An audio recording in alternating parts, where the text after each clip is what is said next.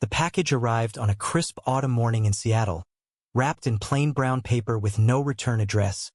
But Drexen recognized the precise, looping handwriting on the label immediately. It belonged to his late husband's mother.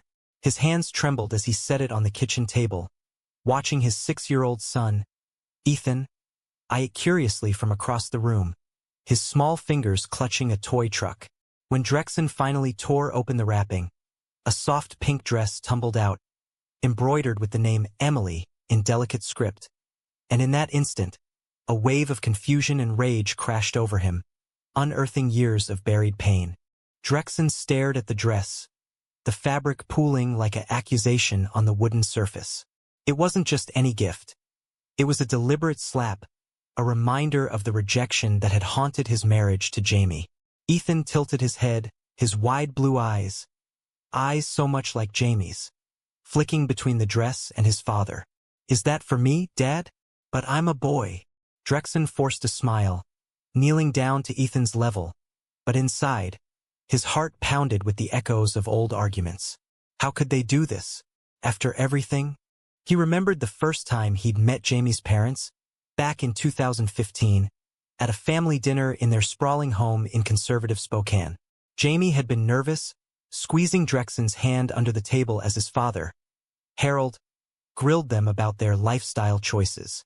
"We're just worried about the future," Harold had said, his voice laced with false concern. "Society isn't kind to people like you." Jamie's mother, Margaret, had nodded silently, her eyes avoiding Drexen's. It was the beginning of a rift that never healed, even as Jamie and Drexen built their life together in Seattle, getting married in a quiet ceremony by the Puget Sound, adopting Ethan 2 years later, creating a home filled with laughter and love. But Jamie's illness had come swiftly, a rare cancer that stole him away in months. At the funeral, Harold and Margaret had shown up, stiff and distant, offering condolences that felt hollow. They hadn't visited Ethan since, claiming the drive was too far, but Drexen knew the truth. They couldn't accept their son's life, or the family he'd chosen. Now, this gift, a dress for a girl who didn't exist. Was it a mistake, or something crueler? Drexen picked up the phone, his fingers hovering over Margaret's number. He hadn't spoken to them in over a year, not since they'd suggested Ethan might be better off with a traditional family. Ethan tugged at his sleeve. "Why did Grandma send a girl's dress?" Drexen swallowed hard, pulling his son into a hug. "I don't know, buddy, but we're going to find out." That night, as Ethan slept, Drexen sat in the dim light of the living room, the dress folded neatly beside him. Memories flooded back. Jamie's laugh, the way he'd defend Drexen against his parents' subtle barbs. "They'll come around," Jamie had always said, but they hadn't. The next morning, Drexen decided to drive to Spokane. It was a 4-hour trip, but he needed answers. He bundled Ethan into the car, explaining it as a surprise visit to Grandma and Grandpa. Ethan chattered excitedly about showing them his new drawings, oblivious to the storm brewing in Drexen's chest. As the miles blurred by, Drexen's mind raced through scenarios. Maybe it was an honest error, they'd meant to send it to a niece. Or perhaps it was their way of wishing Ethan had been a girl, erasing the reality of their grandson's identity in some twisted denial. Arriving at the familiar brick house, Drexen's stomach knotted. Margaret opened the door, her face paling at the sight of them. Drexen and Ethan, what a surprise. Her voice was tight, her eyes darting to the boy. Harold appeared behind her, his expression unreadable. They ushered them inside, the air thick with unspoken tension. Ethan ran to the backyard to play, leaving the adults in the stuffy living room. "Why the dress?" Drexen asked bluntly, pulling it from his bag and laying it on the coffee table. Margaret's hands fluttered to her chest. It's for Emily." Drexen frowned. "Who's Emily?" Harold cleared his throat. "Emily was the name we picked if Jamie had a daughter. We thought, perhaps, with everything." His voice trailed off, but the implication hung heavy. They still couldn't accept Ethan as he was, or the life Jamie had lived. The argument erupted slowly, voices rising like a gathering storm. Margaret defended it as a keepsake, a way to honor what could have been. Drexen felt his blood boil. This isn't about honoring Jamie. This is about you refusing to see us, me, Ethan, our family, for what we are. Harold's face hardened. We loved our son, but we never agreed with his choices. And now, raising a boy without a mother. Drexen cut him off, his voice shaking. Jamie was his father. I am his father. Your prejudices don't change that. As the sun set, Drexen gathered Ethan and left, the dress left behind like a discarded relic. But the wound it opened festered, forcing Drexen to confront not just their rejection, but his own lingering grief. Back home, he held Ethan close, whispering stories of Jamie, determined to shield him from the hate. Yet, deep down, he wondered if this was just the beginning. Weeks passed, but the incident with the dress lingered like a shadow in Drexen's mind. He threw himself into work at the graphic design firm, sketching logos and layouts until his eyes blurred, anything to distract from the ache. Ethan, sensing his father's unrest, drew pictures of happy families, stick figures with 2 dads and a smiling son overhead. One evening, as Drexen tucked him in, Ethan asked, "Why don't Grandma and Grandpa like us?" The question hit like a punch, forcing Drexen to craft a gentle lie. "They love you. They just miss Daddy Jamie a lot." But the truth clawed at him. Drexen started researching support groups for LGBTQ+ parents dealing with family estrangement, attending virtual meetings where stories mirrored his own. Grandparents who shunned, relatives who whispered judgments. It was there he met Lucas, a widower in his late 30s with a sharp wit and kind eyes, sharing his own tale of loss. Their conversations spilled from group chats to private messages, a tentative connection forming amid shared sorrow. One rainy afternoon, Drexen received an email from Margaret. "We'd like to see Ethan again. Perhaps we can try to understand." Attached was a photo of Jamie as a child, grinning in a backyard much like the one Ethan played in. Drexen's heart twisted, part hope, part suspicion. Was this genuine or another ploy? He agreed to a neutral meeting at a park in Seattle, bringing Lucas along for moral support, though he didn't admit how much he craved the company. The day arrived crisp and clear, sunlight filtering through the leaves. Ethan raced ahead to the swings, while Drexen spotted Harold and Margaret on a bench, looking older, more fragile. Lucas hung back, offering a reassuring nod. As they approached, Margaret extended a small box. "This is for Ethan, properly this time." Inside was a baseball glove, etched with Jamie's initials. Ethan beamed, slipping it on immediately. Conversation flowed haltingly at first. Harold spoke of Jamie's childhood love for sports, avoiding the elephant in the room. But as Ethan played nearby, Margaret's eyes welled. "We were wrong to send that dress. It was a mistake born from grief. We imagined a different life for Jamie." Drexen leaned forward, his voice steady. "But this was his life. Our life. Denying it hurts Ethan more than anyone." Harold shifted uncomfortably. "Society's changing, but it's hard for us. We grew up believing certain things." Lucas, joining them subtly, added, "Change starts with family. Ethan's your grandson. Love him as he is." The words hung, challenging yet compassionate. By the end of the afternoon, tentative plans were made for another visit. But Drexen felt the fragility of it all, like walking on cracking ice. That night, over coffee with Lucas, Drexen opened up fully. "They act like our marriage was a phase Jamie outgrew. But it was real, messy, beautiful, everything." Lucas reached across the table, his hand brushing Drexen's in a moment of quiet solidarity. "You're rebuilding. That's strength." Their eyes met, a spark igniting amidst the drama of healing wounds. Yet complications arose. Harold called days later, his tone edged with accusation. "Who's this Lucas? Are you already moving on? What kind of example is that for Ethan?" Drexen's anger flared. "My life didn't end with Jamie, and neither did yours to judge." The call ended abruptly, reigniting the conflict. Margaret followed up with a tearful voicemail, pleading for understanding, but the divide seemed wider. Drexen confided in his sister, Mia, who lived nearby. They're trying, but it's conditional. They want Ethan without accepting me. Mia hugged him. Fight for what's right. Ethan's world is you. Inspired, Drexen began documenting their story anonymously on a blog, sharing the highs and lows of queer parenthood in a divided family. Comments poured in, support, criticism, stories of similar struggles, fueling a sense of community but also exposing vulnerabilities. As winter approached, another package arrived, this time with a note. For Ethan, from Grandpa. Inside, books about traditional families. Drexen's resolve hardened. He wouldn't let their biases poison his son. Confrontation loomed, the drama escalating as old prejudices clashed with new realities. The blog post went viral overnight, Drexen's raw account of the dress incident and subsequent family tensions striking a chord in online communities. Comments ranged from empathetic tales of rejection to heated debates on generational divides in LGBTQ+ acceptance. Your in-laws are erasing your family. Cut them off, one wrote. Another countered, forgiveness is key.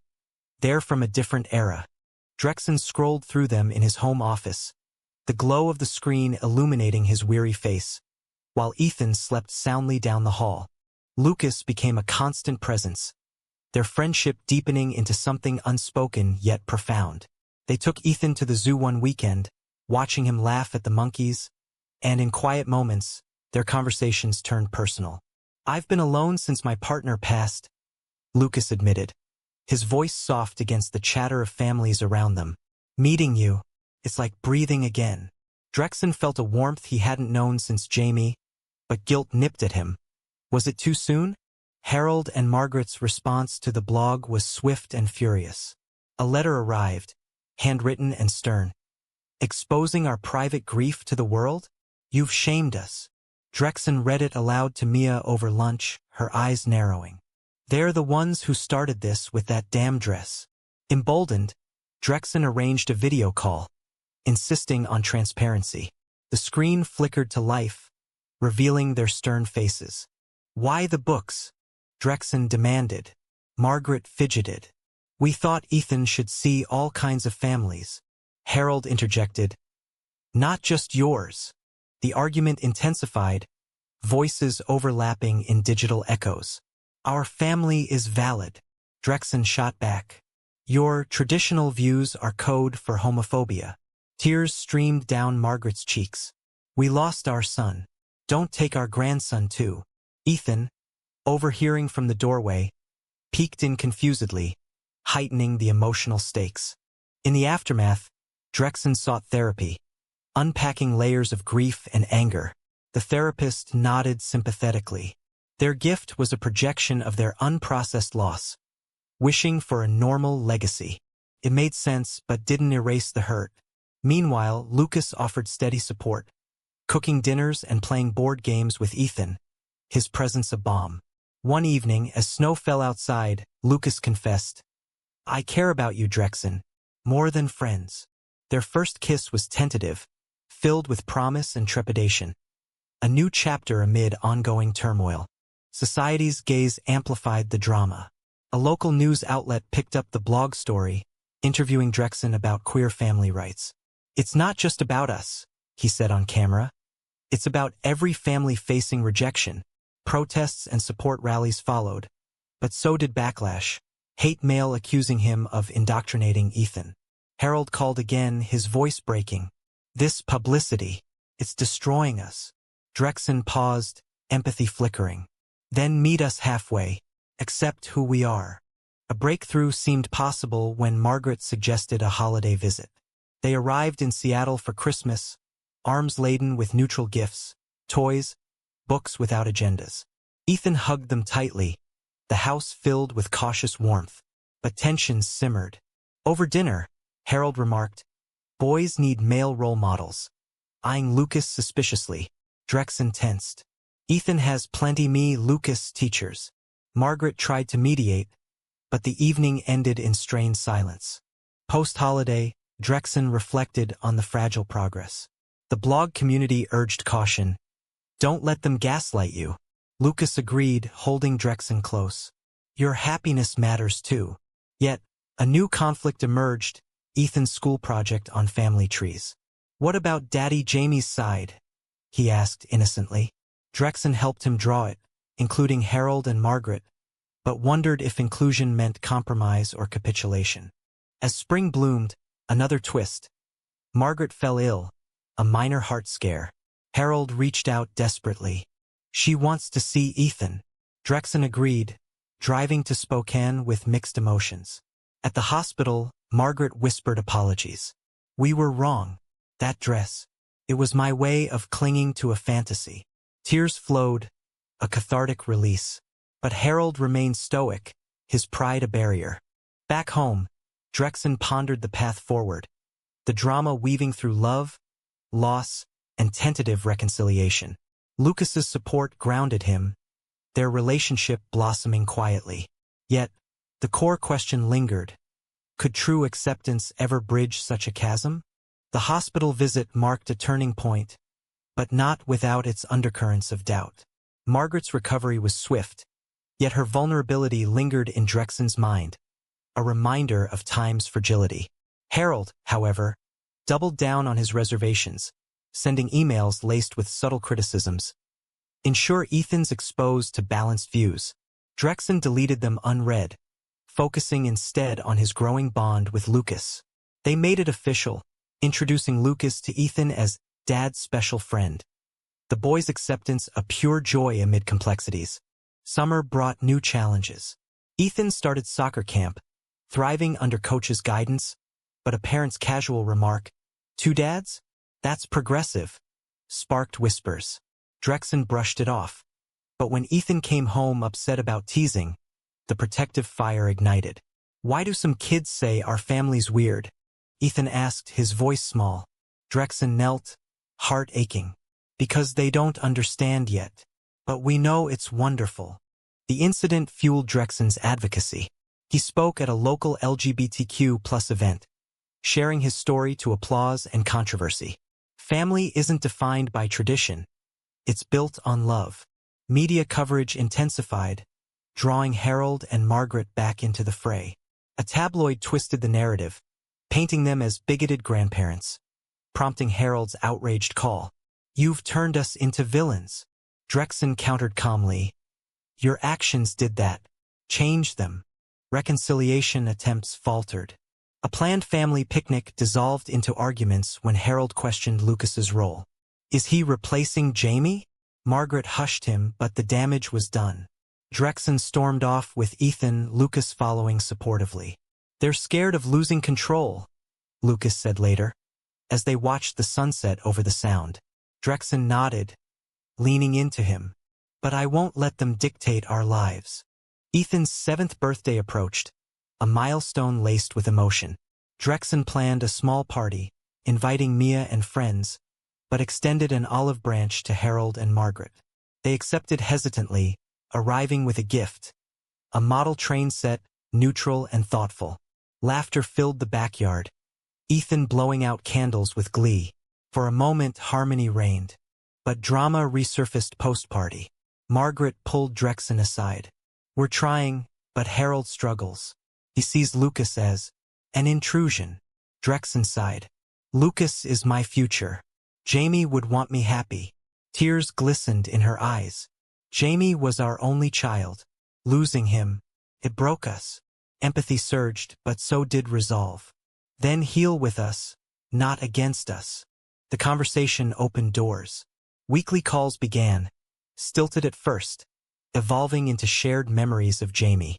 Harold even asked about Lucas's job as a teacher, a small concession. Yet societal pressures mounted. A conservative group protested Drexen's blog, claiming it promoted agendas harmful to children. Counter-protests defended him, turning his personal saga into a public battleground. Lucas proposed a getaway, a weekend in the mountains, to escape the noise. There, amid hiking trails and starlit nights, they deepened their connection. "I love you," Lucas said by the fire, his words an anchor. Drexen reciprocated, the declaration bittersweet, laced with Jamie's ghost. Ethan adapted seamlessly, calling Lucas Uncle Luke with affection. Fall returned, echoing the dress's arrival a year prior. Another package came, this time a photo album of Jamie's life, including wedding pictures with Drexen. A silent acknowledgement. Margaret's note read, "We're learning." Drexen showed it to Lucas, hope flickering. But Harold's accompanying letter tempered it. "We still pray for guidance." The climax built as Ethan prepared for a school play, portraying a knight. Proud, Drexen invited everyone. On performance night, Harold and Margaret attended, clapping enthusiastically. Afterward, over ice cream, Harold admitted gruffly, "You're doing right by him." It was progress, fragile yet real. Yet, doubts persisted. In quiet moments, Drexen wondered if full acceptance was possible, or if conditional love was the best they'd get. The drama of clashing worlds continued, each step forward shadowed by potential regression. As the year drew to a close, the fragile truce with Harold and Margaret held, punctuated by visits that grew less tense. Ethan flourished, his drawings now including Grandma and Grandpa, alongside his dads and Lucas. Drexen and Lucas moved in together, blending households seamlessly, their love a quiet revolution against past pains. "This feels right," Drexen murmured one evening, as they decorated the Christmas tree, Ethan's giggles filling the room. But old wounds reopened unexpectedly. During a family Zoom for New Year's, Harold commented on a news story about gender confusion in kids, his tone implying concern for Ethan. Margaret shushed him, but Drexen's patience snapped. "If you're still questioning our family, maybe we need space." The call ended awkwardly, leaving everyone unsettled. Reflection followed. Drexen journaled late into the night, tracing the journey from that fateful dress to now. The gift had been a catalyst, exposing deep-seated biases and forcing confrontations. Through it, he'd found strength in community, love in Lucas, and resilience in parenthood. Yet, the societal clashes, debates on queer rights, family definitions, mirrored his personal battles, fueling ongoing drama. Spring brought resolution attempts. Margaret visited alone, bearing homemade cookies and apologies. Harold's stubborn, but he loves Ethan. Give him time. They walked in the park, discussing Jamie's dreams, finding common ground in shared loss. "He'd be proud of you," she said, squeezing Drexen's hand. Tears flowed, a bridge mending. Harold's change came slower. A letter arrived. "I've been reading about your community. It's not what I thought." Enclosed was a donation receipt to an LGBTQ+ charity in Jamie's name. Drexen shared it with Lucas, astonishment mixing with cautious optimism. Maybe they're evolving. The story culminated in a family reunion at the Spoken home, the first since the dress incident. Ethan played in the yard, while adults conversed openly. Tensions arose, Harold's slip about proper roles, but were addressed head-on. "We're redefining family," Drexen asserted. By evening's end, hugs replaced handshakes, a tentative peace settling. Years later, looking back, Drexen saw the dress not as malice, but as a misguided cry from grieving parents clinging to outdated ideals. It sparked growth, challenging everyone to confront prejudices. Ethan grew up secure, surrounded by love from all sides, his identity unquestioned. In the end, the journey highlighted the complexities of acceptance in a divided world, where love battles legacy and progress demands patience. Was the grandparents' initial gift a well-intentioned error rooted in grief, or a calculated denial of their grandson's reality?